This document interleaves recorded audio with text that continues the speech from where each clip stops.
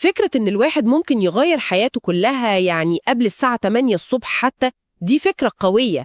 ممكن تبان صادمة شوية كمان. كتير مننا بيصحى الصبح بالعافية، يدوب يلحق يفوق، يلاقي نفسه دخل في دوامة اليوم على طول، ويبقى حاسس بالإرهاق قبل ما اليوم يبدأ أصلاً. النهاردة هنغوص كده في مصدر بيقدم رؤية مختلفة خالص عن الموضوع ده. هو مقتطفات من كتاب صباح المعجزة أو The Miracle Morning لهال ألرود. مهمتنا بقى نستكشف الأفكار الرئيسية دي ونشوف إزاي يعني ممكن تساعدنا فعلا نحقق تطور شخصي حقيقي. والكتاب ده بالذات يعني القوة بتاعته بتيجي من قصة المؤلف نفسه، هال ألرود. قصته فعلا غريبة، مزيج من المأساة والإلهام في نفس الوقت.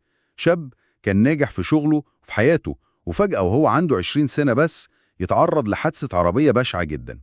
مات إكلينيكيا لمدة 6 دقايق، عنده 11 كسر في جسمه، ضرر دايم في المخ، وقالوا له إنه ممكن ما يمشيش تاني خالص. يا نهار أبيض، قصة صعبة قوي. ولسه لما بدأ يعني يقوم على رجليه تاني، تيجي الأزمة الاقتصادية بتاعت 2008، يخسر كل حاجة تقريبا، شغله، بيته، وغرق في ديون بمئات الآلاف، ودخل في اكتئاب حاد.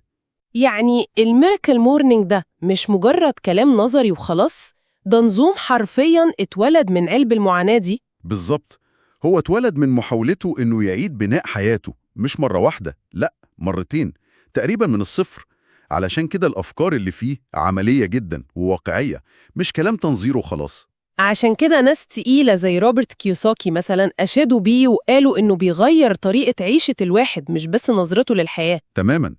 والكتاب بيقدم 6 ممارسات يومية، هو مجمعها في روتين واحد سماه المنقذون، أو بالإنجليزي SAVERS.